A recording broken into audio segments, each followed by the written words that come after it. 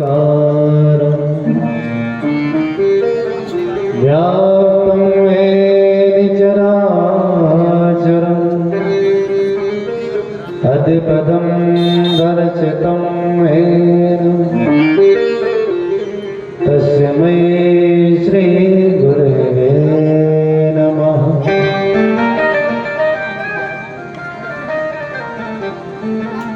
ध्यानमूलं गुरुमूर्ति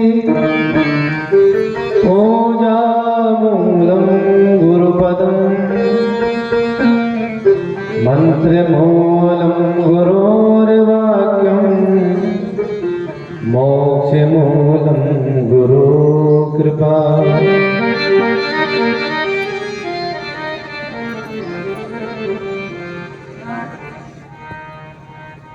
बंसी विभूषित करानबुनीरुदा पीताम्बरा तरुण बिंबफलाधरोष्टा पूर्णिन्द सुंदर मुखाधर बिंद्रनेत्रा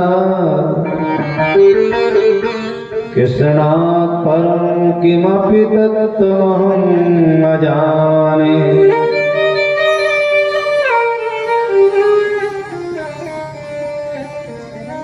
नारायणं नमस्कृत्य नरं चैव नरोत्तमं देवीं सरस्वतीं व्यासं ततो जयमुदीरये। सीतानाथ सवारम्भा श्रीरामानन्दाय मध्यमा अस्मदाचार्यपर्यन्ता वन्दे गुरु परम्परा।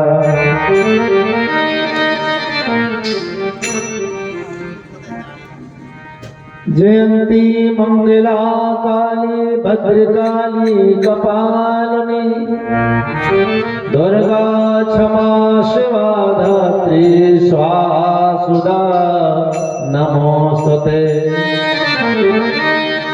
अतुलित बलधाम महेम शैलाम देहं धनुज बन कृशानं ज्ञानिनामग्रगण्यम् सकल गुण निधानं वानराणामधीशं रघुपति प्रिय भगितं वातुजातं नमामि। जय राधा के प्रेम धन जय माधव सरकार पद पंकज बिच आपके प्रभु बंधन सो सोगार।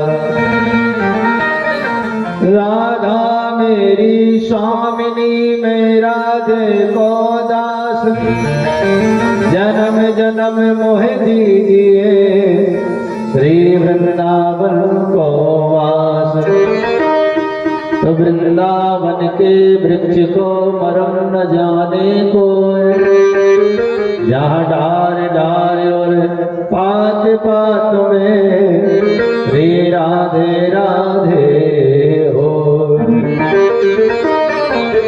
आइए भक्तों, भगवान के दरबार में बैठकर भगवान का 2 मिनट सभी भाव के साथ कीर्तन करें, जिससे मन और वाणी दोनों पवित्र हो जाते हैं। छीन लिया मेरा भोला समन राधा रमण प्यारे राधा रमण। छीन लिया मेरा भोला समन राधा रमण प्यारे राधा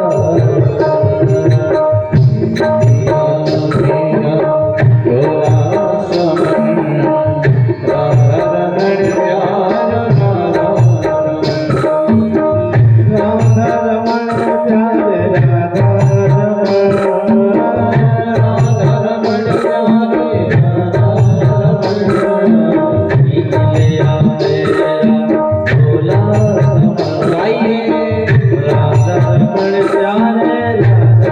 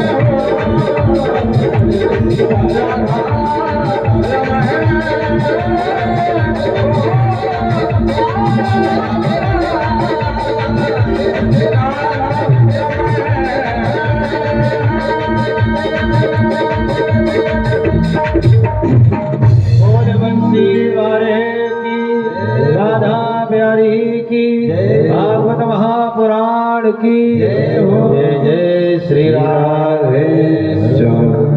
परमादरणीय भक्तजनों, श्रद्धामयी माताओं बहनों, भगवान की असीम कृपा जो हम आप ऐसे समय में भगवान की पावन कथा का आनंद ले रहे हैं। जीवन कैसे बीता वो महत्व नहीं रखता है। जीवन का आखिरी समय हमारा भगवान की सेवा में, भगवान की कथा में, भगवान के पूजन में, किसी भी प्रकार से परमात्मा से यदि हम जुड़ गए तो हमारा कल्याण हो गया। मानव जीवन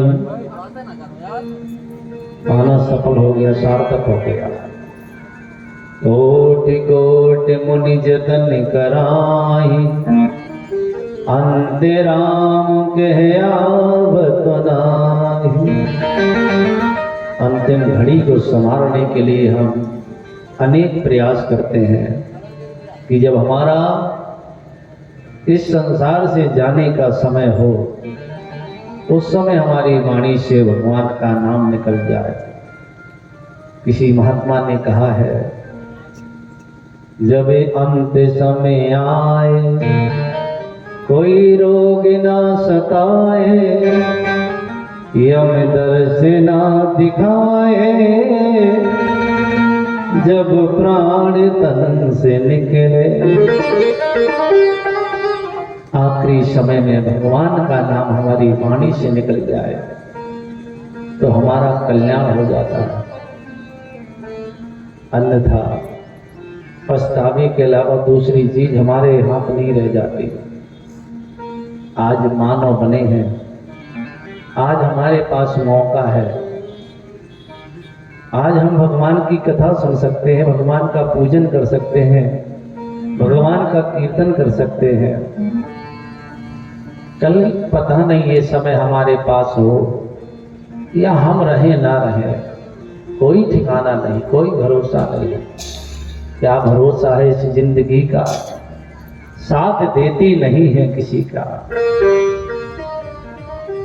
बताते हैं, बल विक्रम धेनु दधीच गयो, और भारत गए जिन भारत उठाना। भीम गए बलराम गए, जिनकी कखरी 10 शीश समाना। गए दुर्योधन जंग जरे, जिन 64 कोस लो छत्र बिताना। तो धरा का प्रवाह यही तुलसी, जो भरा सो जरा, जो जरा सो बुताना। एक ना एक दिन तो भैया जाना ही होगा। आज हमारे पास समय में है, कितना काम लगा हुआ। बहाने कर देते, महाराज फुर्सत बिल्कुल नहीं है। और जब यम के दूत आए उनसे भी बोलना कि अभी फुर्सत नहीं, 2-4 दिन के बाद आना है आप। तो क्या वो बात मान लेंगे आपकी? इस संसार के लिए हम रात दिन कर रहे हैं, परिवार के लिए रात दिन कर रहे हैं। करना जरूरी है, लेकिन जब ऐसा मौका मिले तो भगवान के कार्य में भी लग जाना चाहिए। जानते हो संसार का प्रेम कैसा है? 4 दिनों की प्रीति जगत में, 4 दिनों के नाते हैं। आंखों के पर्दे पड़ते ही सब पर्दे गिर जाते हैं। जिनकी चिंता में तो जलता वो ही चिता जलाते हैं।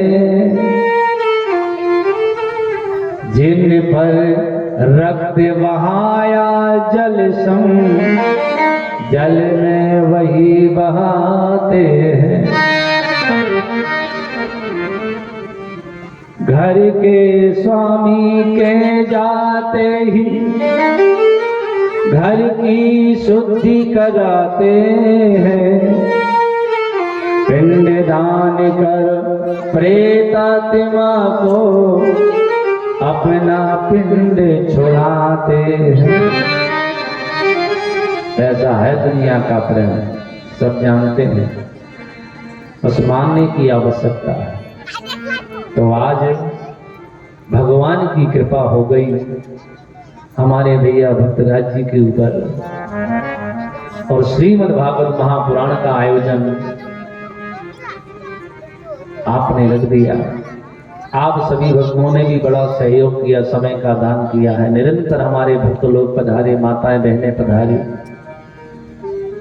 केवल आज ही का समय हमारे पास है, तो प्रतिदिन की भांत आज भी आप लोग जरूर आवे और श्रवण करें भगवान की पावन कथा। कथा सुनना भी एक भक्ति का रूप है। जहाँ भक्ति होगी वो तो जरूर समय निकालेंगे।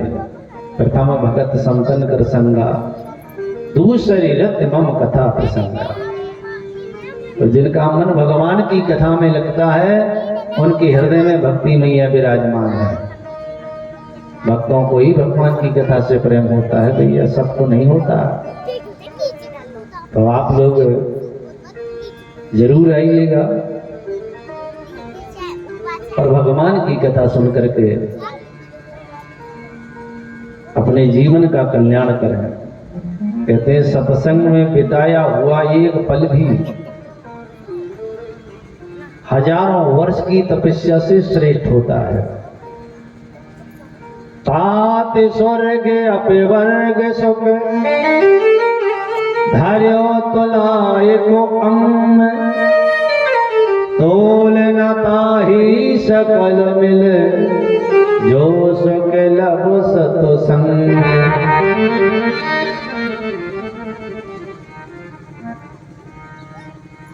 बड़े भाग पायब सतसंगा, बिनहि प्रयास होय भंगा। कहते हैं सत्संग ऐसा होता है कि किसी प्रकार के प्रयास की आवश्यकता नहीं पड़ती और सहज ही उसकी भवसागर से नैया पार हो जाती है। बस सत्संग में पहुंचने की जरूरत है, जाने की जरूरत है। महाराज श्री सुखदेव जी राजा परीक्षित को बता रहे हैं कि हे राजन, मैंने आपको भगवान के प्रथम विवाह को सुनाया कि भगवान का रुक्मिणी के साथ प्रथम विवाह हुआ और रुक्मिणी जी के द्वारा एक पुत्र जिनका नाम प्रद्युम्न बताते हैं। और वो प्रद्युम्न केवल 10 दिन के हो पाए थे। एक शंबरासुर नाम का राक्षस आया, उस बालक को उठाकर ले गया और समुद्र में डाल दिया, क्योंकि उसे मालूम था कि इनके द्वारा हमारी मृत्यु है। कामस्तुते वासुदेवांशु दग्धा प्राग रुद्रवन्मम, देहोपपत्तिजूत स्वतमेव प्रतिपद्यतो। अब देखिए आप, उस बालक को एक मछली ने खा लिया और वही मछली जाल में फंस गई। समरासुर के भोजनालय में भेज दिया गया और जब उसका पेट चीरा गया तो बालक जीवित निकला। मां की सेवका को लालन पालन की जिम्मेवारी सौंपी गई और उसे सारी विद्याओं में परम परागत कर दिया। एक दिन प्रद्युम्न ने कहा कि माताजी आपका भाव कुछ बदला बदला लग रहा। बोले माताजी नहीं, हम आपकी धर्म पत्नी है। महादेव जी के क्रोध के कारण तुम भस्म हो गए थे। उन्हीं का वरदान था कि द्वापर में जब भगवान का अवतार होगा आप उनके पुत्र बन करके आओगे। इसलिए इस समरासुर को मारी और अपने द्वारकापुरी लौटकर चले। तो समरासुर को मारकर भगवान के प्यारे पुत्र द्वारकापुरी पहुंची और माता रुक्मणी देख करके उन्हें हृदय से लगा लेती है। बोलिए द्वारकाधीश भगवान की जय। और महाराज और भी भगवान के विवाह हुए 16,108। आसीद सत्राजिता सूर्यो भक्तस्य परमा सखा प्रीतस्मै मणिं प्रादा सूर्यदुष्टा स्वयमंतकम्। एक सत्राजित नाम के यादव जिन्होंने सूर्य भगवान की बड़ी पूजा करी। किसी भी देवता देवी की पूजा करो निष्फल नहीं जाती, आपको फल जरूर मिलेगा। बस मांगने की आवश्यकता नहीं है। जिस प्रकार एक पिता अपने पुत्र की सारी पूर्ति करता है कब किस चीज की जरूरत है, उसी प्रकार वो परम पिता भी अपने भक्त की सारी इच्छाओं को पूर्ण करते हैं। जो इच्छा करहो मन माही राम कृपा कछु दुर्लभ नाही। तो आज सूर्य भगवान ने स्वयंतक नाम का मणि दिया जिसमें 2 कुंटल सोना निकलता था। सूर्य की भांति मणि चमकती थी। एक बार इस मणि को पहनकर द्वारकापुरी सत्राजित पधारे। भगवान ने बड़ा स्वागत करवाया और जब सत्राजित लौटने लगे तो बोले ये मणि हमें दे दो। तो सत्राजित ने मणि नहीं दी। और एक दिन उनका भाई उसी मणि को पहनकर कहीं घूमने निकल गया और जब लौट कर नहीं आया तो भगवान को मणि का उसने कलंक लगा दिया। हमसे मांग रहे थे हमने नहीं दी तो हमारे भाई को मार दिया और मणि को छीन लिया। लोगों ने कहा हाँ बचपन के चोर हैं, कभी वस्त्र चुराते थे कभी माखन चुराते थे, तो मणि को भी चुराया है तो वो मणि भी चुरा सकते हैं भैया, एकदम आदत छूटती तो है नहीं। और ये बात जब द्वारकाधीश के कानों में पहुंची बोले झूठा ही हमें दोष लगा दिया। तो कुछ लोगों को साथ में लेकर आप चले। पता करते हुए वन में पहुंचे, देखा कि यहाँ पर सिंह की हड्डियां पड़ी हैं, मनुष्य की हड्डियां दिखाई पड़ी और सामने देखा तो एक गुफा है। गुफा में भगवान प्रवेश करते हैं। अंदर था एक विशाल भवन जिसमें एक ललना पड़ी हुई, उस ललना ही के पलने में वो सुंदर मणि थी बंधी हुई। और जैसे मणि को खोलने लगे बालिका ने शोर कर दिया, जामान आया और 27 दिन तक मल्ल युद्ध हुआ।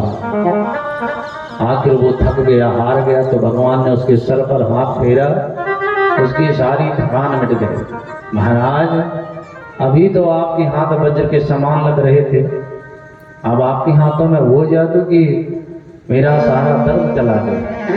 कौन है आप? बोले हाँ मैं त्रेता के राम और तुम हो त्रेता के जामवंत। राम रावण युद्ध के बाद हमने सभी को वरदान दिया, तुमसे कहा कि तुम भी वरदान मांग लो। तो तुमने कहा हमारा बुढ़ापा है, हम लड़ नहीं पाए, हम लड़ना चाहते हैं। तो हमने कहा चलो ठीक है भाई, द्वापर में लड़वाएंगे।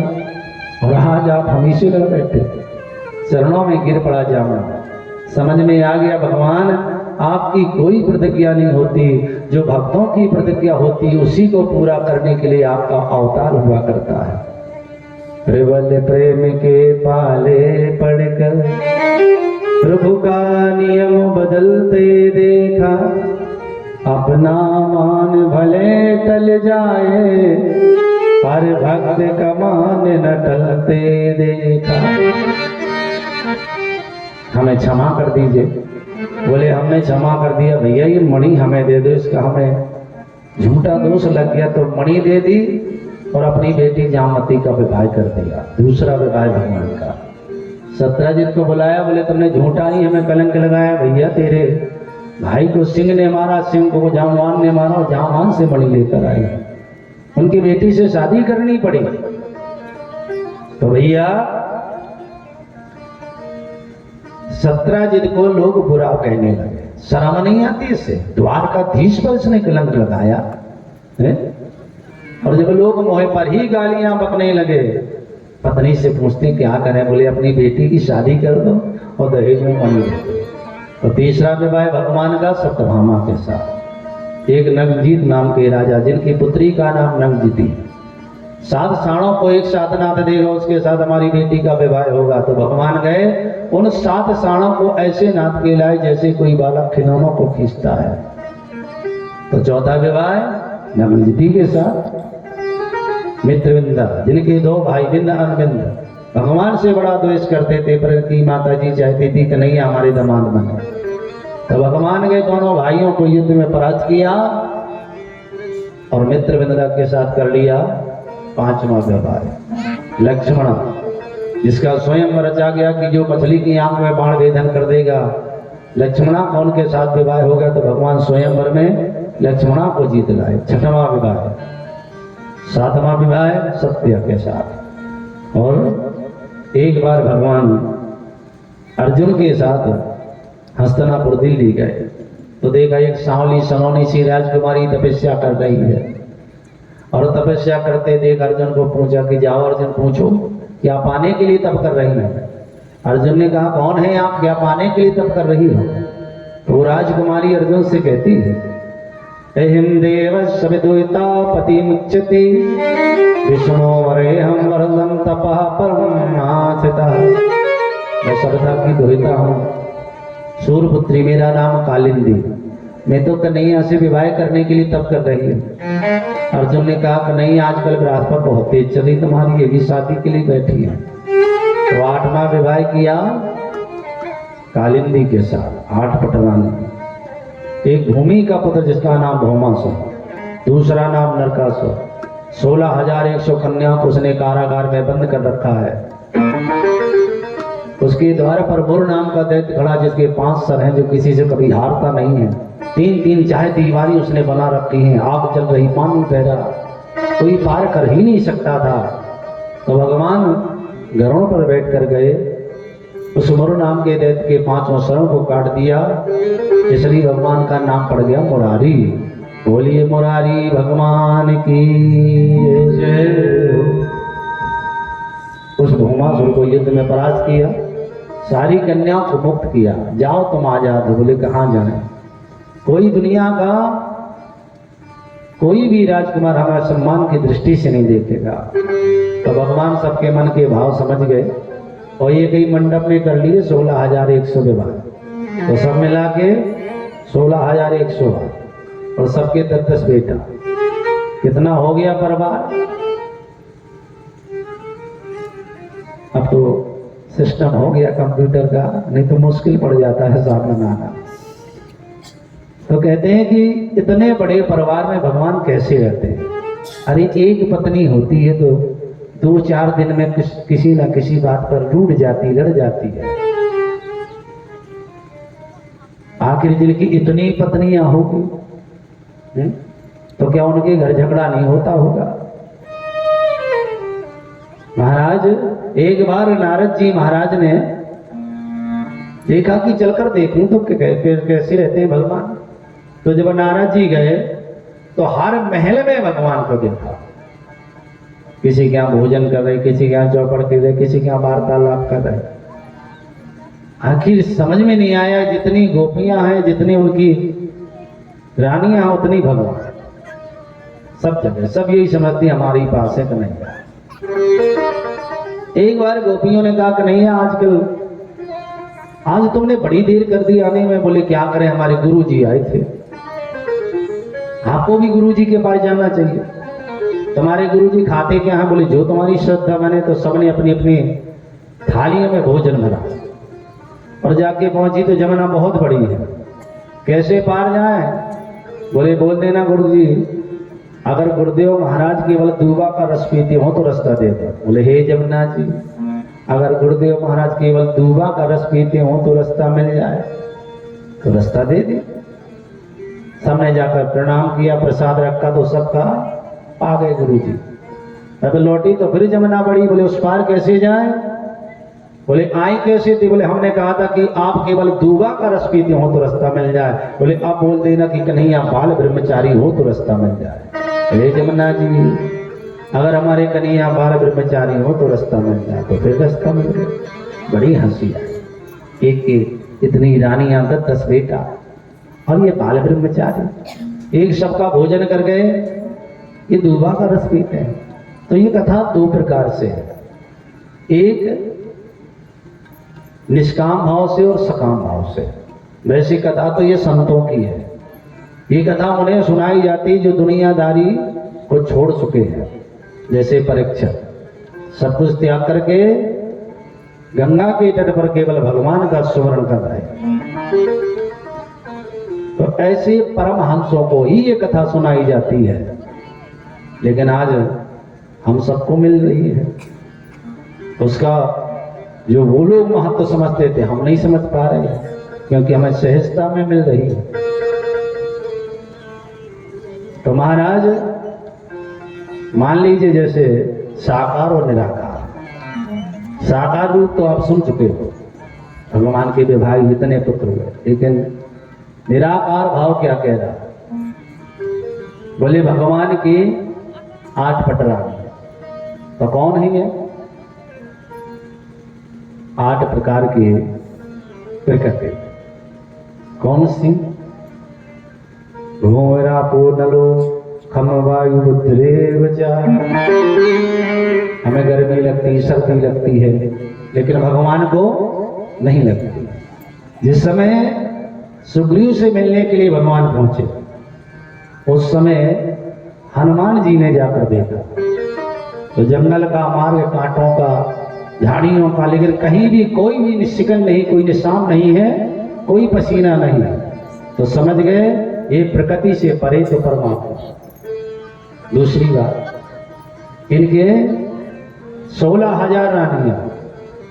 तो उपासना कांड के जो मंत्र है 16,000 वही परमात्मा धारण की है। 10 पुत्र बोले 10 इंद्रियां। हम इंद्रियों के अधीन और इंद्रियां परमात्मा के अधीन। महाराज भगवान ने देखा कि कोई ना कोई रानी किसी ना किसी बात पर रूठ जाती है, लेकिन हमारी रुक्मणी आज तक नाराज न हो। तो आज रुक्मणी के कक्ष में पहुंच गए, और जैसे ही रुक्मणी के कक्ष में गए, रुक्मणी आई, देखा क्या बात है प्रभु, बड़े गंभीर दिख रहे हो, कोई बड़ी समस्या है क्या? बोले समस्या तो तुमने पैदा करी है। तुमने? नहीं, क्या कर दिया हमने? बोले आपने हमसे विवाह क्यों कर लिया? देखो अब चर्चा, आपने हमसे शादी क्यों की? अरे आप इतनी सुंदर, हम काले कलूटे, कोई मेल जोल है हमारा आपका? किसी सुंदर राजकुमार से आपको विवाह करना चाहिए था। कहीं आपने इसलिए विवाह तो नहीं कर लिया कि हमारा खानदान बहुत ऊंचा है, तो हमारे तो माता ही पिता का ठिकाना नहीं है, तो हमारा क्या ठिकाना? कहीं आपने इसलिए विवाह तो नहीं कर लिया कि हम बड़े बहादुर हैं। तो जिस समय काल यवन आक्रमण करता है तो पीठ दिखाकर भागते हैं। एक नाम हमारा रणछोड़ भी है, रणछोड़।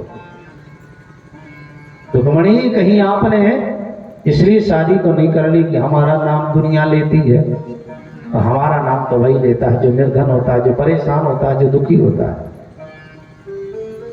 लेकिन जब रुक्मणी नाराज नहीं हुई तो भगवान ने कहा कोई बात नहीं, यदि आपको दुख होता हो कि कहां से इनसे विवाह कर लिया तो अभी भी कुछ बिगड़ा नहीं है, बुला के शिषपाल को मैं आपकी विदा कर दूं। तो रुक्मणी अचेत होकर गिर पड़े, मूर्छित हो गए। भगवान चार भुजा वाले बन गए और जल छिड़क रहे, पीताम्बर से हवा कर रहे। रुक्मणी ये क्या होगा, मैं तो सोच रहा था तुम नाराज होगी, कोई चीज तोड़ोगी फोड़ोगी, कुछ मुझे उल्टा सीधा बोलोगी, लेकिन तुम तो मूर्छित हो गए। अरे मैं तो बचपन का ही हंसी मजाक वाला व्यक्ति हूँ, बाल वालों के संग गोपियों के संग हास प्रयास करता रहा तो एकदम आदत छूटती नहीं है। और फिर जो गृहस्थ का जीवन होता है, पारिवारिक जीवन होता है, परदेश से जब घर में पति आता है तो बच्चों से पत्नी से हास प्रयास की बातें करता है, यही तो गृहस्थ जीवन का सुख है। रुक्मणी को चेतना आई और रुक्मणी ने क्या कहा जरा सुनिए आप। ननदेर मेद दर बिंद बिलोचना है, यद वै भवान भगतो वसदर्शी विभोमना, क्वास में मेहर बिरतो भगवास त्रिदिशा, क्वाहम गुण प्रकृति रग गिरी पाद। हे प्रभु, आपने कहा कि हमारा तुम्हारा मेल जोल नहीं है, तो सचमुच हमारा तुम्हारा मेल जोल हो ही नहीं सकता। बोले क्यों? बोले हम है जीवात्मा और आप हो परमात्मा। अब हमारी औकात थोड़ी है तुमसे मिलने की, हमारे अंदर तो दुनिया का काम क्रोध लोभ मोह अहंकार भरा पड़ा है। जरा सी किसी ने बड़ाई कर दी तो प्रसन्न हो गए, किसी ने बुराई कर दी तो नाराज हो गए। हम कैसे मिल सकते हैं आपसे? वो तो आप ही कृपा करके हमसे मिलने के लिए आ जाते हैं। जो जान जिन देहो जनाहि, जानते तुम ही हो जाए। वही आपको जान सकता है प्रभु जिसे आप जनाना चाहो। और आपने कहा कि हमारे खानदान का पता नहीं, तो वेद नेत नेत कह करके आपको पुकारते हैं, और जब आपको ही नहीं जाना जा सकता तो आपके माता पिता को कैसे जाना जा सकता है? आपने कहा कि हम काले हैं। अरे कन्हैया, काले हो तब तो इतने दिल वाले हो कि 16,108 विवाह हो गए, और कहीं तुम काले की जगह गोरे हो जाते, और लला की जगह कहीं तुम लली हो जाते। अगर श्याम सुंदर तुम होते लली तो सर कट जाते करोड़न के। मैं तो ठीक रहा कि तुम छोरा बन के आ गए, छोरी बन के ना आए। आपने कहा कि हमारा नाम वही लेता है जो निर्धन होता है। तो संसार में निर्धन कौन है और धनवान कौन है? शास्त्र बता रहा, कबीरा सब जग निर्धन, धनवंता नहीं कोई, धनवंता सोई जानिए, या फिर राम नाम धन हो। ये धन भाई बंटवा लेंगे, चोर लुटेरे लूट लेंगे, लेकिन जिसके पास राम नाम रूपी धन है, इसे कोई लूट नहीं सकता, भाई बंटवा नहीं सकते। और जितना खर्च करो उतना ही बढ़ता है।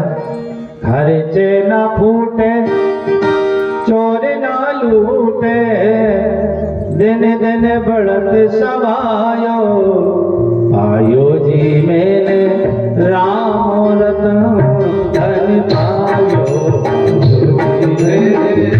राम रत्न धन पायो, जी मैंने राम रत्न धन पायो, जी मैंने राम रत्न धन पायो।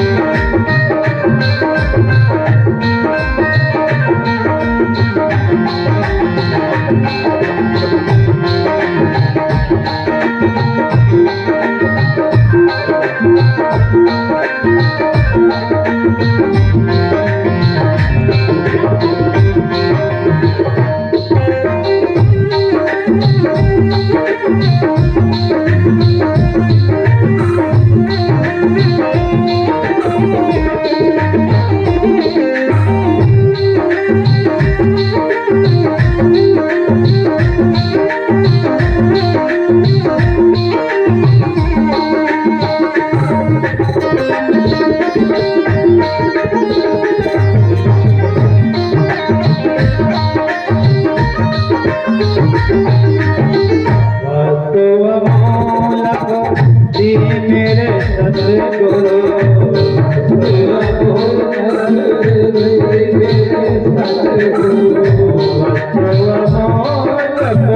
जी मेरे सतगुरु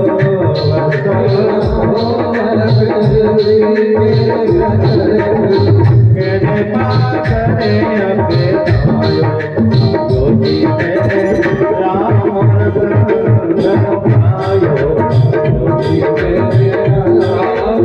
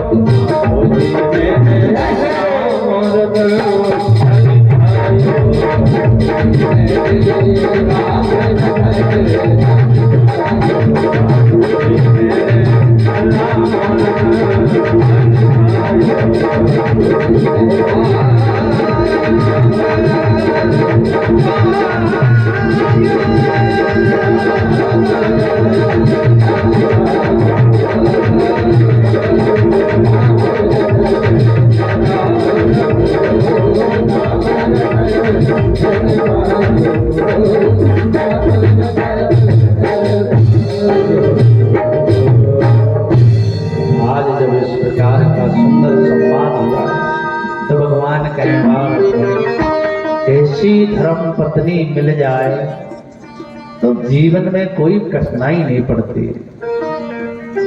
धर्म करने के लिए धर्म पत्नी की आवश्यकता है।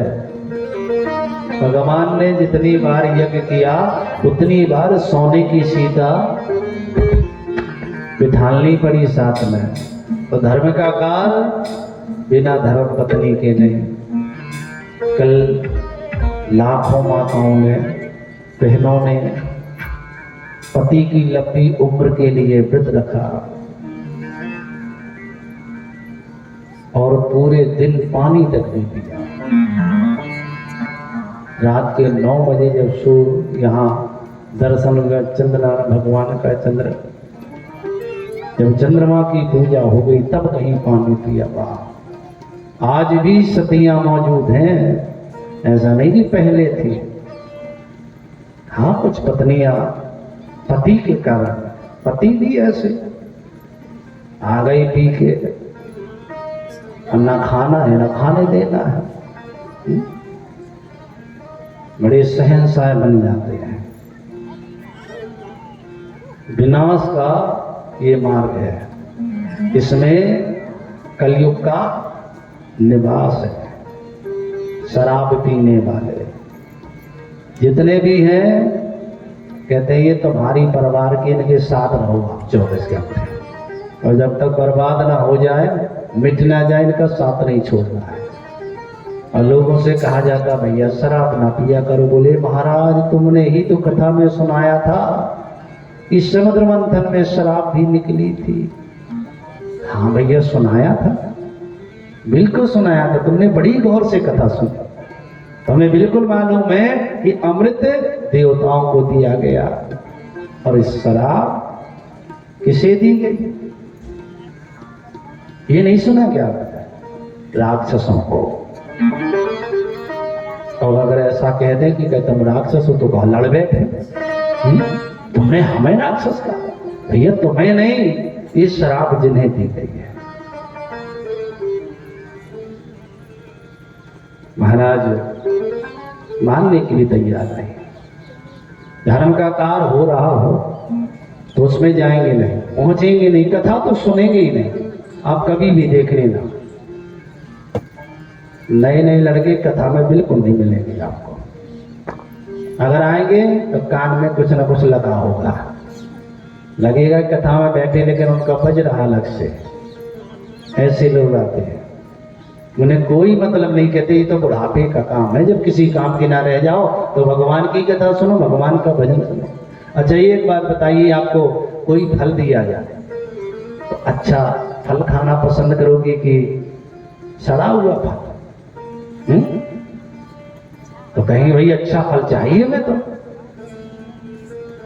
कहते जवानी का भजन जरूरी है, जवानी में भजन करना जरूरी है, और बुढ़ापे का भजन तो एक मजबूरी है, फिर तो करना ही पड़ेगा भैया।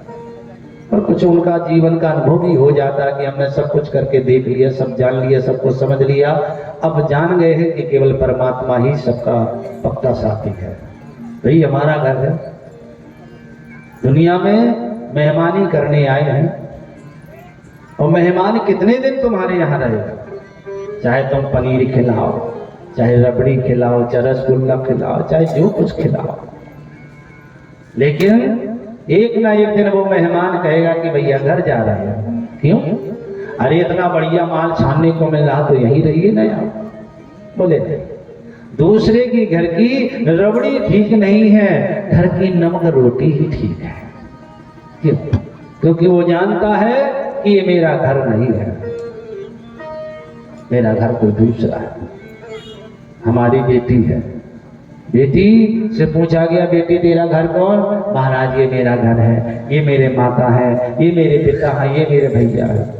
उसी बेटी की शादी हो गई, बाल बच्चों वाली हो गई। फिर पूछा गया बेटी तेरा घर कौन? बोले मेरा ये घर है, ये मेरे पति हैं, ये मेरे बच्चे हैं। अब बोले वो तो मेरा मायका है। अभी यही सब कुछ था, अब वही सब कुछ हो गया। बोले कैसे? बोले जब उस पिया से संबंध जुड़ा, उस प्रीतम से हमारा संबंध जुड़ा, तब जाना कि असली घर तो हमारा ये था। महाराज हमने बेटी की शादी करी, लाखों का दहेज दिया, बड़ा व्यवहार बनाया, सबको बुलाया, सबने बड़ी बड़ाई करी कि बहुत बढ़िया शादी करी आपने, आपकी तो बात ही अलग है। और अगर उस बेटी का, उस वधू का, उस पिया से प्रेम ना हुआ तो तुम्हारा सब खर्च मिट्टी में बन गया, बेकार चला गया। कई लाख रुपया खर्च करे शादी में, और अगर उस का पति से प्रेम ना हुआ तो सब मिट्टी में मिल गया। उसी प्रकार ये मानव जीवन पा करके उस पिया से, उस परमात्मा से प्रेम ना हुआ तो ये सारा जीवन मिट्टी में मिल गया। ऐसा नहीं, कई लोगों के पास बहुत धन होता है, धनवान से कहा जाए कि भगवान का दिया हुआ आपके पास किसी प्रकार से कमी नहीं, आप भगवान की कथा करवा दो। तो कहते हैं हमारे पास तो समय ही नहीं है महाराज, टाइम नहीं है, ऐसा तो खूब है। एक बार एक महाराज जी पहुंचे और महाराज ने कहा कि आपके पास तो खूब धन है, आप ऐसा करो कि भगवान की कथा करवा दो। बोले भगवान की कथा तो करवा दें लेकिन समय नहीं हमारे पास। बोले कभी तो समय मिलता होगा। बोले हाँ, आप 2-4 महीने के बाद देखते हैं, समय मिलता है तो करवा देते हैं कथा। पंडित जी लौट आए और जहां 2-4 महीना बीते सो महाराज पहुंच गए और जैसे ही उन्होंने देखा बोले पंडित जी फिर आ गए।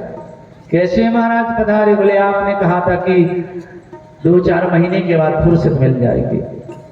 तो बोले महाराज पहले तो फुर्सत में लग जाती है, बिल्कुल ही फुर्सत नहीं है।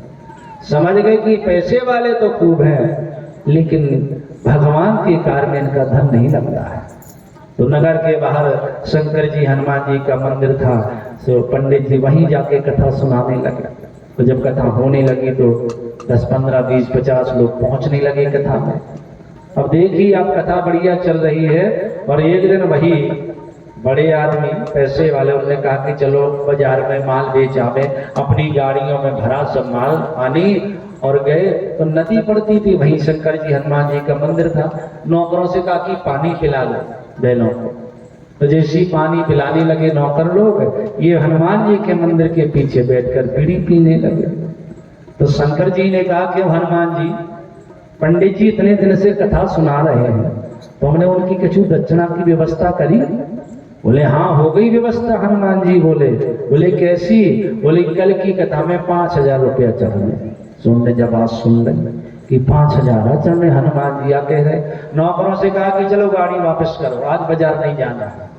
वापस हो गए और पंडित जी के पास गए। बोले महाराज फुर्सत मिल गई है और तुम कथा सुना दो तो हम सुन ले। बोले रोज सुनाते हैं, तुम भी सुन जाना। बोले नहीं, हमारे नाम की कथा।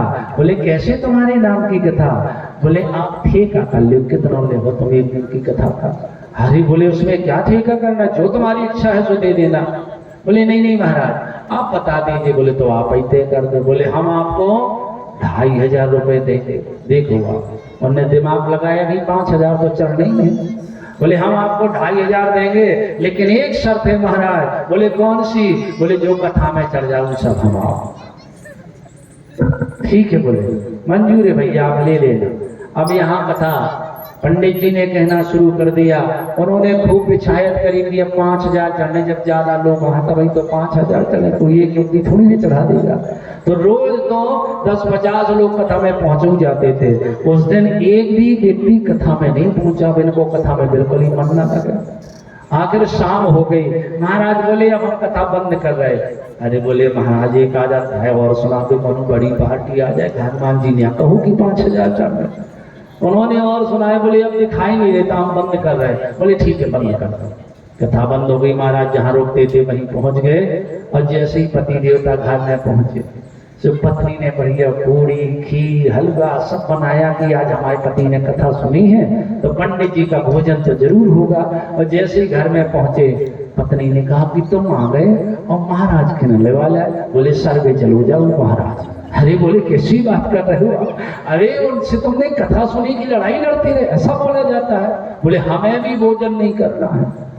आखिर भैया रात्रि में जाके पहुंचे और हनुमान जी से बोले काय हनुमान जी तुम्हें शर्म नहीं आता? अरे आजकल आदमी तो झूठी बोलते ही है, तुम देवता हो गए झूठी बोल गए कि 5,000 चढ़ नहीं, ये 2 रुपये नीचे वो 2,500 की चपत लग गई। झूठे देवता हो तुम, मैं खोद के नदी में फेंक दूंगा। और गुस्से में जैसी हनुमान जी को एक हाथ मारा सो चिपक गया। अब बड़ी कोशिश करें वो न निकल। आखिर शंकर जी बोले क्यों? व्यवस्था करी कछु पंडित जी की? बोले हो गई महाराज। कैसी? बोले 2,500 तो दिलवाई दे और 2,500 जो लोग और न दे हैं जी इन्हें छूट नहीं पाने। तो बोले पूरी दक्षिणा हम ही क्या लगने का? बोले ना दे हो तो छूट ही ना पाओ, ऐसे ही चिपके रहो। हनुमान जी महाराज से बोले महाराज ठीक है देंगे हम। जाके पहुंचे। ले महाराज जब तुम्हारी आधी दक्षिणा रह गई थी जल ले लो। बोले फिर की 5,000? बोले नहीं नहीं महाराज ले ले। क्यों देना चाहते हो? बोले हमें लाखों की बात मिल गई। कैसी? बोले जहां कथा होती हो वहां पे हमें बिल्कुल जाने ही नहीं जाना, अगर पहुंच जाए तो दूर बैठ के कथा सुनने, उनके पास तो पहुंचने ही नहीं है। तो महाराज कथा भी हो गई और ऐसी बात। बोलिए भागवत भगवान की। तो आज सभी लोग सुन रहे हो भगवान की पावन कथा। धन्य है आप लोग, आपके जीवन का कल्याण जरूर होगा, क्योंकि भगवान से जो व्यक्ति जुड़ जाता है भगवान कभी जीवन में उसे छोड़ते नहीं है। और अपनी बस केवल यही प्रार्थना होना चाहिए कि हे प्रभु, देना है तो दीजिए जन्म जन्म का साथ, देना है तो दीजिए जन्म जन्म का साथ, देना है तो दीजिए जन्म जन्म का साथ। देखिए सभी लोग, हम अकेले नहीं, आप सभी भगवान हमने आपके लिए समय निकाला है। और जब तक हमारा जीवन रहेगा, कहीं भी कथा होगी, कोई भी व्यास हो, कोई मतलब नहीं, हमें तो भगवान की कथा में जाना है। चाहे 1 मिनट का टाइम मिले, चाहे 1 घंटे का टाइम मिले, जितना भी समय मिले हाजिरी जरूर लगाइए। देना है तो दीजिए जन्म जन्म का साथ, देना है तो दीजिए जन्म जन्म का साथ। मेरे सर पर रख दो गिरधारी, रख दो गिरधारी है अपने दोनों हाथ, देना है तो दीजिए जन्म जन्म का साथ, देना है तो दीजिए जन्म जन्म का साथ। जय हो।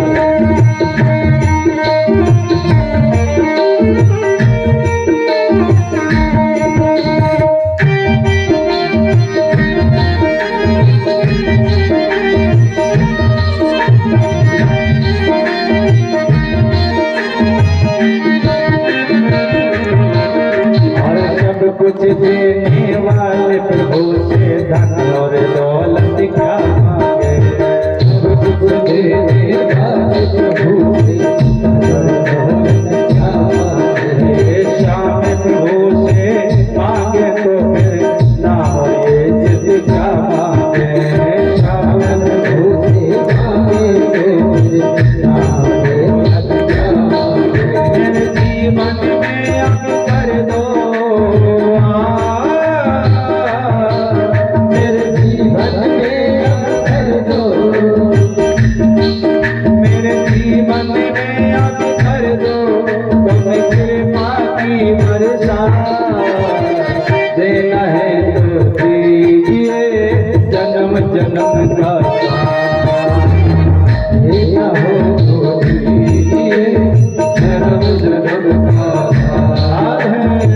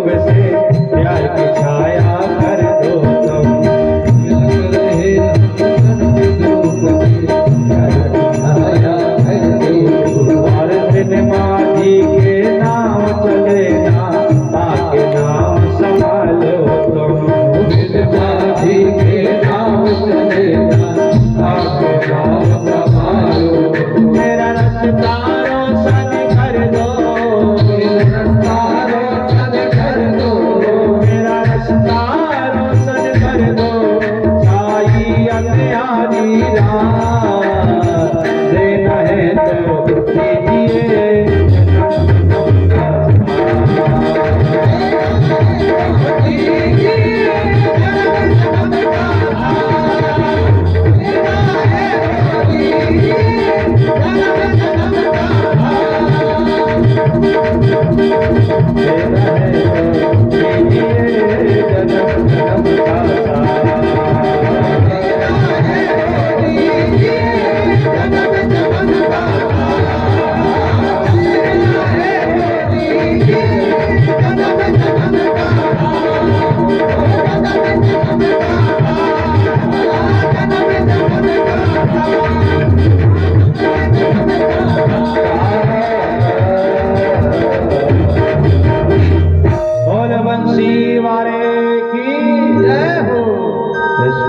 से भगवान के प्रति आपका जो भाव है, भगवान कल्याण करें।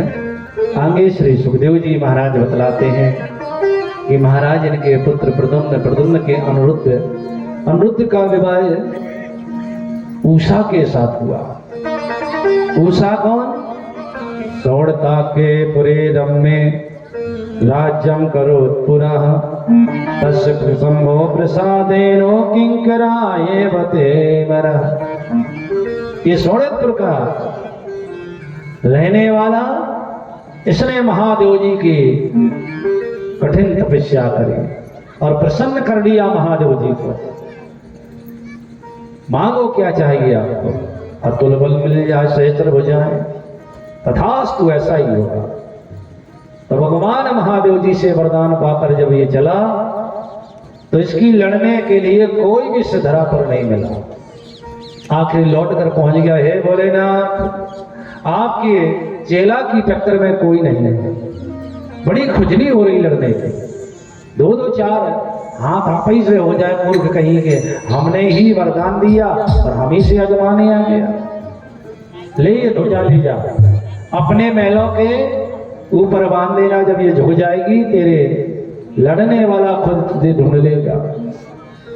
इनकी एक बेटी जिसका नाम उषा को वहीं पर छोड़ दिया, वहीं का उनका शिक्षा दीक्षा का काल हुआ। एक दिन देखा उषा ने भोलेनाथ और माता पार्वती दोनों हास परिहास की बातें कर रही हैं। कहा कि हमारा भी विवाह होगा तो हम भी ऐसी बातें किया करेंगे।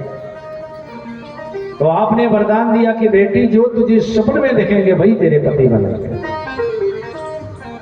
और शिक्षा पाने के बाद अपने सोड़ेपुर में लौट आई। एक दिन बढ़िया भोजन इत्यादि से निर्मित होकर जब शयन करती है तो इन्हें स्वप्न आया और स्वप्न में अनिरुद्ध को देखा।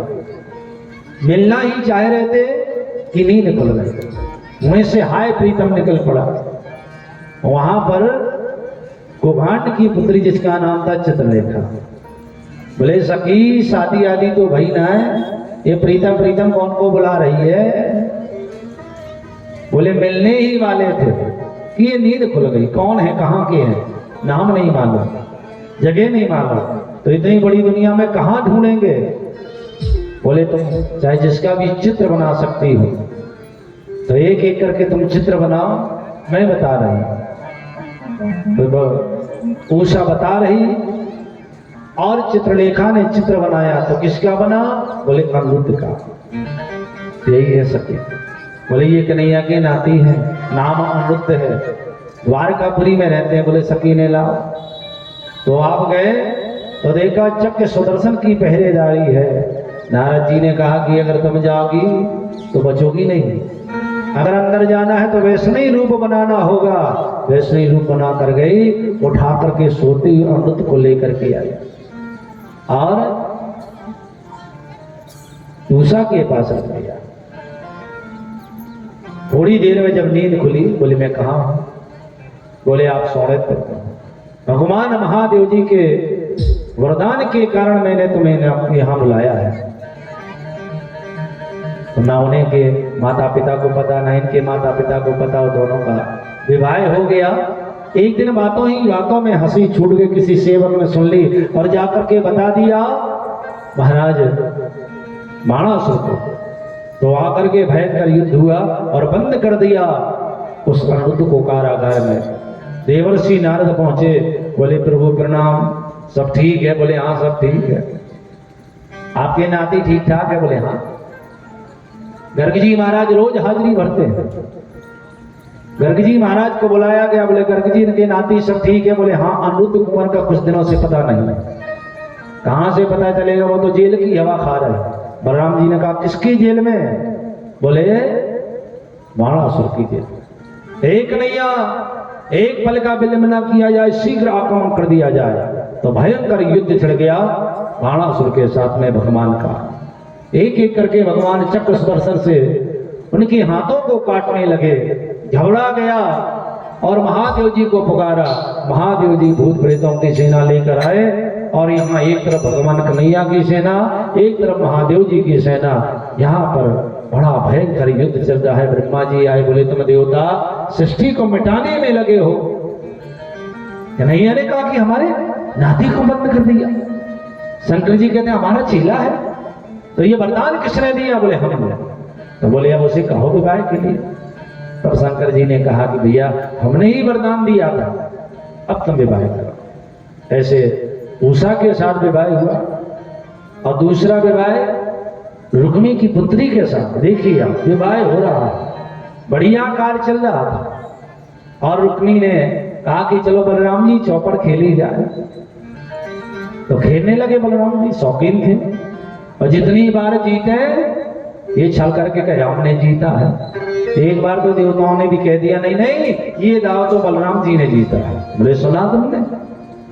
तो रुक्मी ने कहा गैया बछड़े चराने वाले ग्वाले तेरी इतनी औकात कि हम क्षत्रियों के साथ बैठकर खेलता है।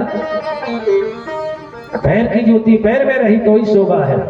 और जो बलराम जी को इतना कहा, उठाया हल और सीधा रुक्मी के सर पर दे मारा, फट गया सर और मर गया।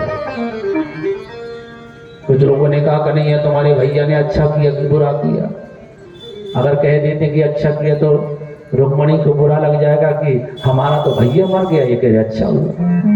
अगर कह देते कि बुरा हुआ तो हमारा भैया कहेगा कि लोग पत्नी का पक्ष ले रहे, भैया को छोड़ दिया, तो शांति रहे।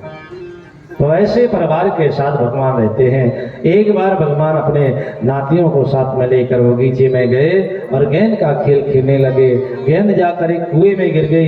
कुएं में देखा विशाल गिरगिट बैठा हुआ है। भगवान को लेकर गए, बाएं हाथ के स्पर्श से उस गिरगिट को बाहर निकाला। सुंदर रूप हो गया उसका। कौन हो भैया? कौन सी करनी बिगड़ गई जो इतने बड़े गिरगिट बन गए? भोग रहे थे आप। बोले आप हमें नहीं जानते? दुनिया में सबसे दानियों में नाम हमारा ऊपर। निर्गुण निर्गुणा निरंदोहामि इच्छाकु तनया प्रभु दान स्वामाके माने सो यदि ते करणे स्पर्शम। इसी प्रकार से बरसात की बूंदों की गिनती करी जा सकती है, धूल की कणों की गिनती भी की जाए, लेकिन मेरे दान की गिनती नहीं हो सकती। कितना बड़ा दानी था, फिर गिरगिट क्यों बन गया? क्या 2 नंबर का 2 नंबर का बेटा था राधे श्याम? बोले नहीं नहीं, न्यायार्जिता न्याय से कमाया हुआ। तो क्या किस चीज का दान करता था? बोले गाय का दान करता था। जो गाय सींग मारती होगी, दूध नहीं देती होगी, लात मारती होगी, क्या वो गाय दान करता था? बोले नहीं, वैष्णवी गुणशील रूप गुणोपपन्ना, सीधी सादी गाय, दूध देने वाली गाय। और गाय अकेली नहीं, सब अच्छा साध में बछड़ा, सोने से सींग मणवाता था, चांदी से खुर मणवाता था, वो ब्राह्मण को दान करता था। तो फिर गिरगिर के बन गया? न्याय का कमाया हुआ अच्छा दान करता था। बोले एक बार एक गाय मैंने एक ब्राह्मण देवता को दान में दे दी और वही गाय छूट करके आई और मेरी गैयों में मिल गई। वही गाय मैंने दूसरे पंडित जी को दान में दे दी। अब पहले वाले महाराज अपनी गाय लेने आ रहे थे और दूसरे वाले लेके जा रहे थे। तो दोनों की रास्ता में भेंट होगी। पहले वाले बोले चोर कहीं का गाय चुरा कर ले जा रहा। दूसरे वाले बोले नहीं नहीं, अभी अभी दान लेके आया हूं, मैं चोर नहीं हूं। दोनों राजा के पास गए। राजन, ये गाय तुमने पहले मुझे संकल्प की है? बोले हाँ हाँ बिल्कुल की है। तो ये गाय मुझे मिलनी चाहिए? बोले बिल्कुल मिलनी चाहिए। और दूसरे वाले पंडित जी बोले सुनो, हमें भी तो आपने संकल्प किया है। बोले हाँ बिल्कुल आपको भी किया है। तो ये गाय हमारी है कि नहीं? बोले आपकी है। अब यहाँ भी सिर हिला और वहां भी सिर हिला। गिरगिट को देखा होगा आपने, बैठ के सिर हिलाता है। तो आखिर फैसला कर नहीं पाया और दोनों ब्राह्मण रूठ कर चले गए, पकड़ अपनी गाय। मरने के बाद पूछा गया कि पुण्य भोगोगे कि पाप? पाप ज्यादा है कि पुण्य? बोले पुण्य ज्यादा है, पाप कम है। तो पाप भोगना चाहते तो गिरगिट बना दिया। भैया हमने जानबूझकर गलती नहीं करी, तो ये दशा हुई। और जो ब्राह्मण को घर में बुला करके और दुखी करके भगाते हो, उनकी क्या दशा नहीं होती हो। एक तो ब्राह्मण को घर में बुलाओ ना, तो बुलाओ तो फिर प्रसन्नता से विदा करो। बोलिए वृंदावन बिहारी लाल की। महाराज श्री सुखदेव जी इस प्रकार से राजा परीक्षित को बड़ी सुंदर कथा सुना रहे हैं और कथा सुन सुन करके उनकी प्रीत बढ़ती चली जा रही, आनंद बढ़ता चला जा रहा। यहां तक कि अगर कहा जाता कि परीक्षित तो कुछ जलपान कर लो, कहते नहीं। एक बार जल पीने के चक्कर में मृत्यु का श्राप मिल गया, अब और कुछ पीने की जरूरत नहीं है। इतना सुंदर कथा रस का पान करा रहे हो और कुछ नहीं पीना। तो कथा में इतने डूब गए, जय हो, कि सब भूल गए। और ये गांव भी बहुत बहुत धन्यवाद है आपको। माना कि ये काम का समय है, दीपावली का समय आ रहा है, इसलिए समय काम का ज्यादा, इसलिए आप लोग नहीं आ पाए। अगर काम का समय नहीं होता तो शायद ये पंडाल में जगह नहीं बचती, क्योंकि जितने लोग आए हैं वो रोज आए और कुछ लोग नहीं आए, जान करके भी नहीं आए।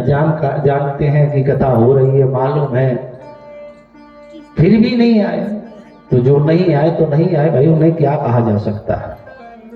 कुछ नहीं। एक ऐसा गांव था, पूरा गांव अंधेरा ढोया करता था, पूरा गांव। आपने तो ढोया नहीं होगा कभी अंधेरा।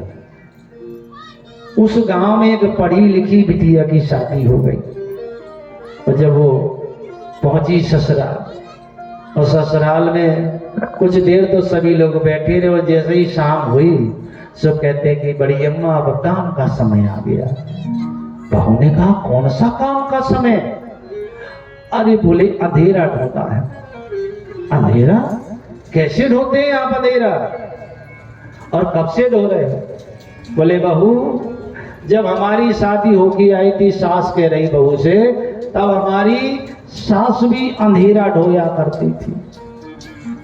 जलवा में भरते हैं बड़े बड़े, और गांव के बाहर के नाला बहता उसमें जाते हैं फेंकने। सारी रात अंधेरा ढोया करते हैं। बोले कब से ढो रहे? बोले जीवन निकल गया। बता रही बहू से सास कि ढोवत ढोवत जो अंधियार, ढोवत ढोवत जो अंधियार, उमरिया सारी बीत हो गई। ढोवत ढोवत जो अंधियार, ढोवत ढोवत जो अंधियार, उमरिया सारी बीत गई। ओ मिलो न सतगुरु यार, मिलो न सतगुरु यार, उमरिया सारी बीत गई। ओ मिलो न सतगुरु यार, ओ मिलो न सतगुरु यार, उमरिया सारी बीत गई। और कहाँ से जा अंधियारी आई, कहाँ से जा अंधियारी आई, हमके सूझे हुआ न आई, अब लोगी से मुक्ति न पाई, अब लोगी से मुक्ति न पाई। और झेले झेले कष्ट अपार, झेले झेले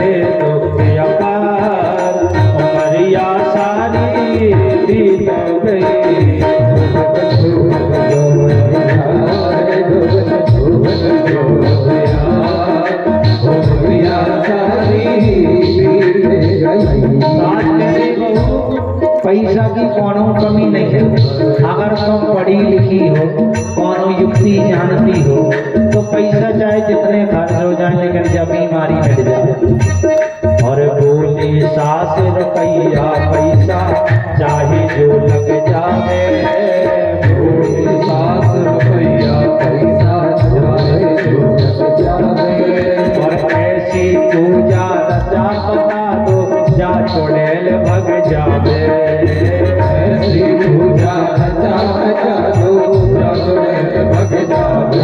ओ मिलो न सतगुरु यार, ओ मिलो न सतगुरु यार, हमारी आसानी बीत गई।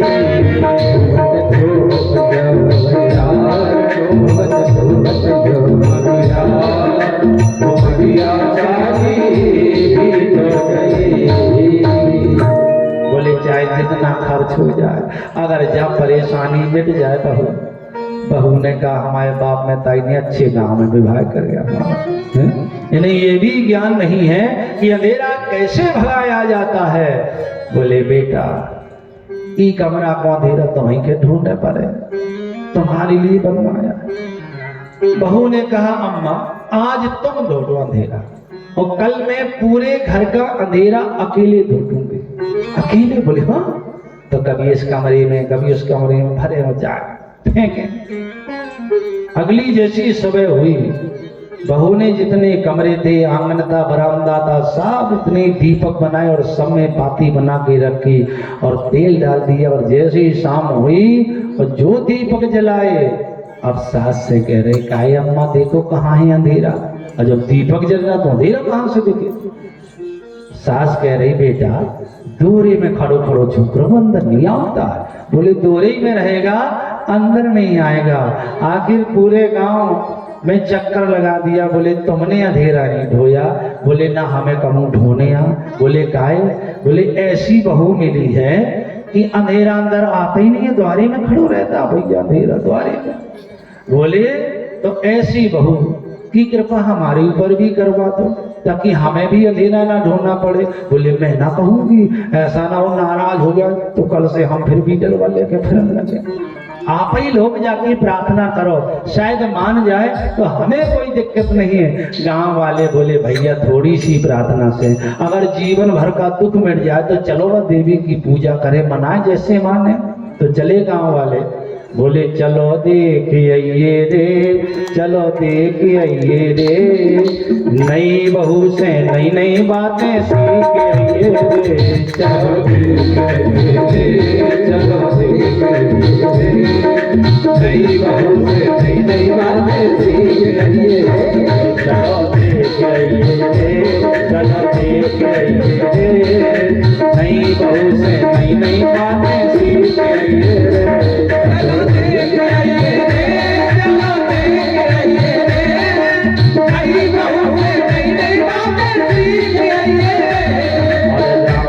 गोमती कामनी रामा श्यामा कामनी रामा श्यामा। और तिजिया और घसटिया अपने मन को पकड़े हैं, कागज कहाँ बढ़ाइए रे, कागज कहाँ बढ़ाइए रे, नई बहू से नई नई बातें सीख आइए रे।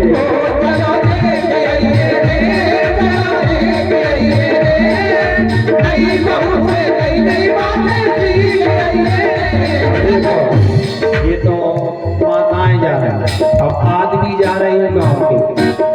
चलो लटोरा और कटोरा धनवा यो चिल्ला, चलो लटोरा और कटोरा धनवा यो चिल्ला, और रंजू और घसीटा छोटे चिल्ला ना रहेगा, रंजू और घसीटा छोटे चिल्ला ना रहेगा। भगना चाहिए भगना चाहिए, नई बहू से नई नई बातें सीख आइए रे।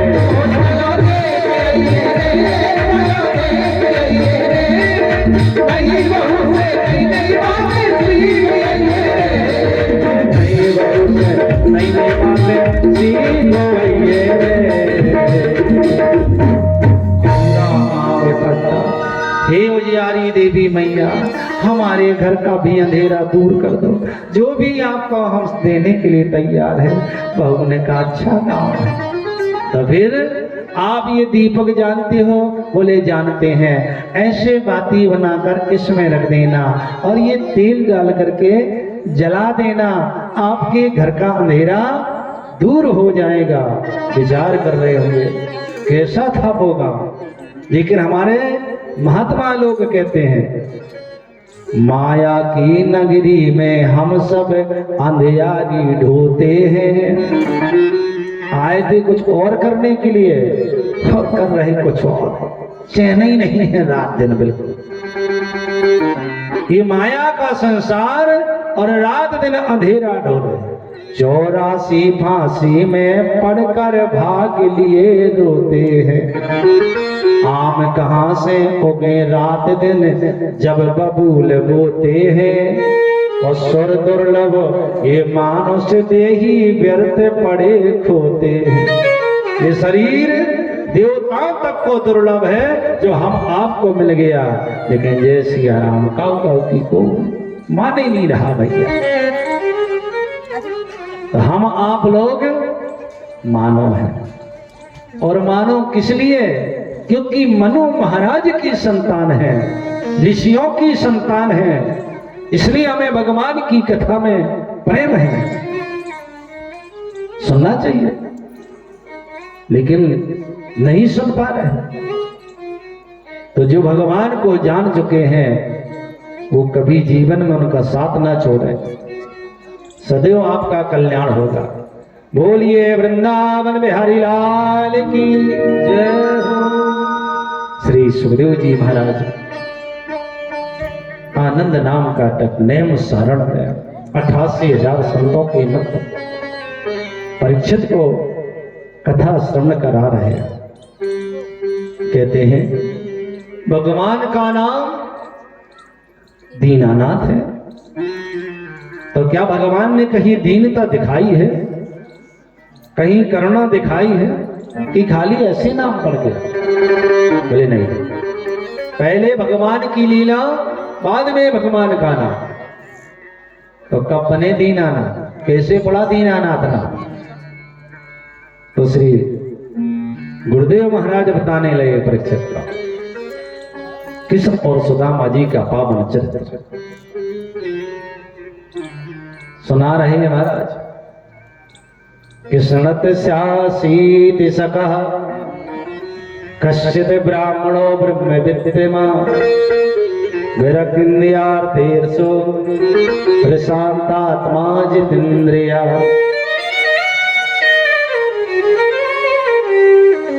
भगवान के कोई मित्र है, कोई सखा है।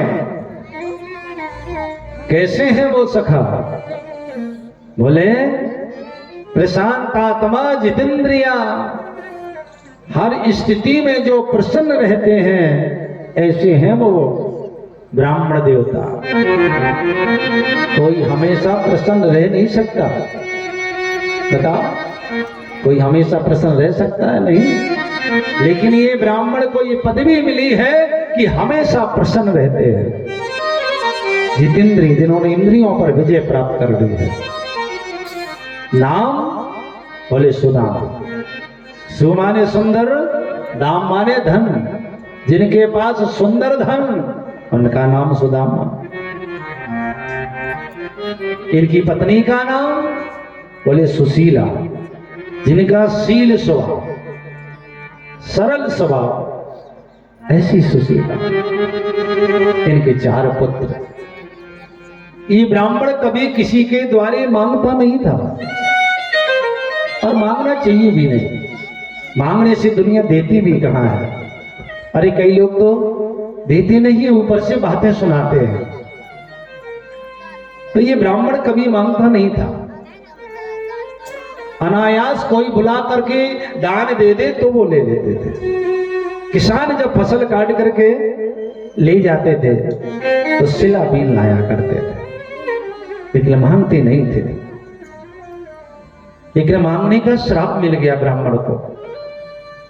भृगु ऋषि ने एक बार परीक्षा करी कि कौन सा देवता श्रेष्ठ है। और भगवान विष्णु की छाती में लात मारी। भगवान ने कहा, रे ब्राह्मण, तेरे चरण बड़े कोमल हैं, मेरा हृदय बड़ा कठोर है, कहीं चोट तो नहीं आई? माता लक्ष्मी ने कहा, रे ब्राह्मण, तूने मेरे स्थान पर लात मारी है, मैं श्राप देती हूं कि तुझे मांग मांग करके अपना जीवन बिताना पड़ेगा। इसलिए इस ब्राह्मण को मांगना पड़ गया। तो नियम कैसा? केवल 5 द्वारों से मांगना है, कभी मिल जाए कभी ना मिले, जो दे उसका भला और जो ना दे उसका भी भला, ऐसे दे ये महाराज। एक बार ये ब्राह्मण मांगने के लिए गए, 5 द्वारों में मांगा, लेकिन इस ब्राह्मण को किसी ने दान नहीं दिया, खाली लौट करके आया। सुशीला ने कहा, कुछ मिला? बोली, नहीं सुशीला, आज दुनिया के लोगों ने इस ब्राह्मण को कुछ नहीं दिया। सुशीला गई, बोले, बच्चों, आज तो एकादशी है और एकादशी को तो ब्राह्मण भोजन नहीं करते ना? बच्चों ने कहा, हाँ मैया। तो पूरा परिवार पानी पी पी कर दिन बिताता है, रात बिताते हैं। अगली सुबह ये ब्राह्मण दूसरे 5 द्वारों में गया, लेकिन आज भी इस ब्राह्मण पर किसी ने दया नहीं की। हमारे द्वारे कोई आ जाए, ना बने तो 2 रोटी का आटा दे देना चाहिए। हमारा शायद कुछ नहीं जाएगा, लेकिन उसके शायद भूखे बच्चों को भोजन मिल जाए। कुछ लोग तो देते भी नहीं, उल्टी बातें सुनाते, कमा के रख गया था, आगे मांगने हट्टा कट्टा जाके काम क्यों नहीं करता?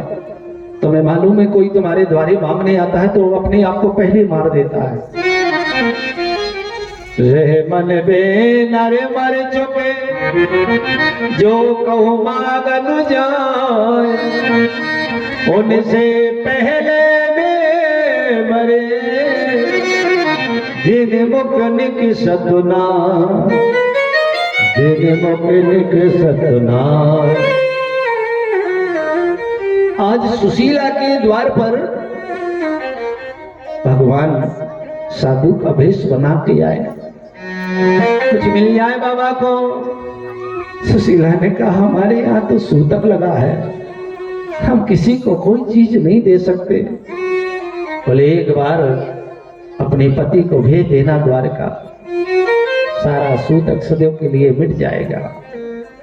महाराज सुदामा जी दूसरे दिन मांगने गए और जब कुछ नहीं मिला, सुशीला द्वार पर खड़ी, हमें मिले ना मिले बच्चों की व्यवस्था हो जाए। और जब आए, सुशीला ने कहा, स्वामी, बोले, आज भी कुछ नहीं दिया इस ब्राह्मण को, आज भी जल पी करके बिताना होगा।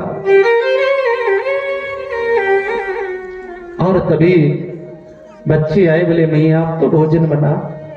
बोले, बेटा आज भी भोजन नहीं बन पाएगा, आज भी तुम्हें पानी पीकर बिताना होगा, कल तो भरपेट भोजन दूंगी मैं आपको। बोले, भरपेट तो कभी नहीं मिला, तो कल कहां से मिल जाएगा? अगर व्यवस्था नहीं हो पा रही है ना, तो एक बार में जहर खिला दे, ताकि एक बार में ही मर जाए, रोज रोज के मरने से अच्छा। और माता पिता के सामने जब बच्चे मरने की बात करें ना, तो उनका हृदय फट जाता है। कैसे बच्चे को 9 महीने गर्भ में रखते हैं, कैसे बड़ा करते हैं, ये माता पिता ही जानते हैं। और आज बच्चे जब मरने की बात करें, तो माँ ने कहा, बस दोबारा ये बात नहीं करना, मैं करती हूँ आपकी व्यवस्था, मैं आपके लिए भोजन लाऊंगी। और सुदामा जी के पास पहुंच गई, बोली, पति के चरण पर सती नवा कर बात, सुनो प्राण पत प्राण दर, प्राणों के प्रिय नाम, प्राणों के प्रिय नाम। स्वामी, आज मैं तुमसे कुछ कहना चाहती हूँ। क्या कहना चाहती हूँ? बोले, हम हरि के गुण नित्य गाते हैं, फिर भी लाल हैं खाने के, मेहमान के सेवक होकर मोहताज तुम्हें दाने दाने। रात दिन भगवान की भक्ति करते हैं, रात दिन भगवान का भजन करते हैं और एक एक दाने के लिए मोहताज है साहब। आराध है अपने लक्ष्मी पद, फिर भी दरिद्र नहीं जाता है। क्या कारण में जो दिन पर दिन मेरे धन पन हमें सताता है। ये गरीबी बढ़ती चली जा रही है, कमने का नाम नहीं ले रहे। आखिर सुशीला से सुदामा जी बोले शांत हो जा, ऐसा मत बोल। अगर हम भगवान का भजन करते हैं तो कोई एहसान नहीं करते। भजन करना हमारा धर्म है, पूजा करना हमारा धर्म है। भगवान को दोष मत दे। शायद कभी किसी भूखे को हमने भोजन नहीं कराया होगा, कभी हमारे द्वारा भंडारे नहीं हुए होंगे, इसलिए आज हमारे भंडारे खाली है। भगवान को दोष मत दे। पूर्व जन्म में ऐसी कोई भूल हो गई होगी, कोई गलती हो गई होगी। अगर पूर्व जन्म का पाप नहीं होता तो लोग जन्म से अंधे पैदा नहीं होते, गूंगा पैदा नहीं होते। आपको मालूम है ये ब्राह्मण, ये सुदामा इतने गरीब कैसे हो गए? इस समय गुरुजी के यहाँ पढ़ा करते थे और बाल भोग बट गया, सुबह का नाश्ता केवल कृष्ण सुदामा रह गए। दुर्वासा ऋषि आए और बोले मैया हमें भूख लगी, हमें कुछ खाने को दो। गुरु माता ने कहा केवल कृष्ण सुदामा का ही बाल भोग बचा है, अगर मैं इन्हें दे देती हूं तो दोनों बच्चे भूखे रह जाएंगे। वो कह दिया कुछ नहीं बचा। तो दुर्वासा ऋषि ने श्राप दे दिया, जो भी बचा हुआ बाल भोग खाएगा वो निर्धन हो जाएगा, गरीब हो जाएगा। और ये बात सुदामा ने सुन ली और सुदामा ने वो सारा प्रसाद खा लिया कि मैं भले ही निर्धन बना रहा हूं लेकिन मेरा मित्र निर्धन नहीं होना चाहिए, मेरा मित्र गरीब नहीं होना चाहिए। ये मित्रता है, इसे मित्रता कहते हैं। दूसरे के दुख का हरण कर ले। आजकल के मित्र, आपको तो एक टैग लगाना पड़ेगा, हमारी कसम है, हमारी सौगंध है, अगर तुम हमें चाहते हो तो पीना पड़ेगा। बारे मित्र, ऐसी मित्रता है। और यहां आप देखिए, आप उन सुदामा जी ने उस निर्धनता को स्वीकार कर लिया, इसलिए निर्धन हो गए। सुशीला ने कहा आप बताया करते थे कि आपके मित्र द्वारका के राजा हैं, तो एक बार आप उन्हीं के पास क्यों नहीं चले जाते?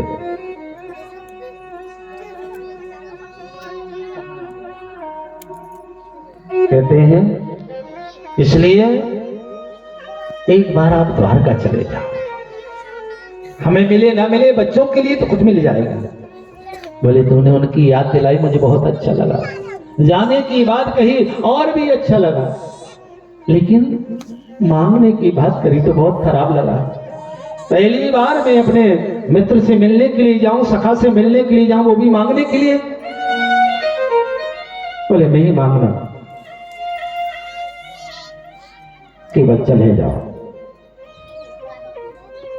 मुसीबत का जो समय आता है, संकट का समय आता है, परेशानी का समय आता है ना, तो चार लोगों की परीक्षा होती है। धीरज धर्मो मित्र वरना,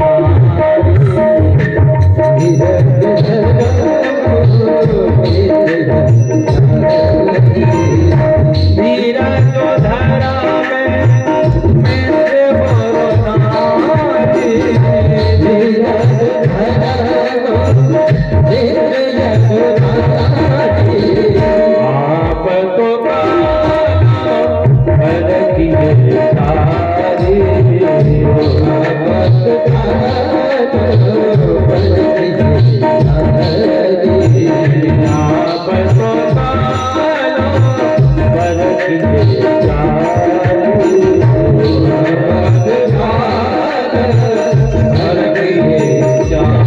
बोले मुसीबत के समय, परेशानी के समय 4 लोगों की परीक्षा होती, धीरज, धर्म, मित्र और नारी।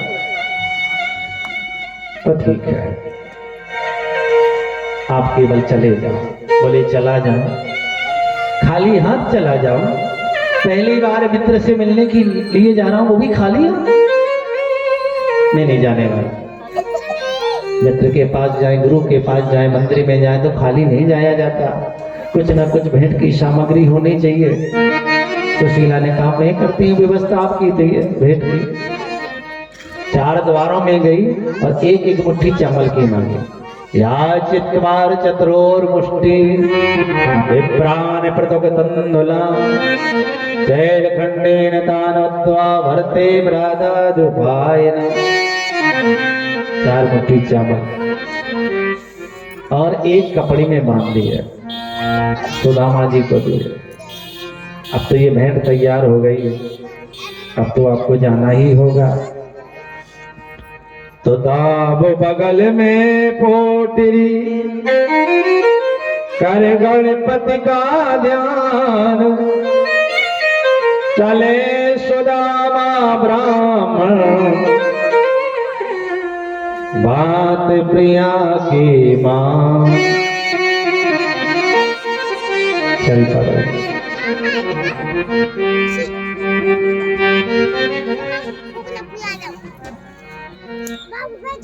कि कन्हैया हरे घड़ी मुझको तुम्हारी याद आती है, तुम्हारी याद आती है। मुझे मोमन जलाती है, तुम्हारी याद आती है, तुम्हारी याद आती है, कन्हैया है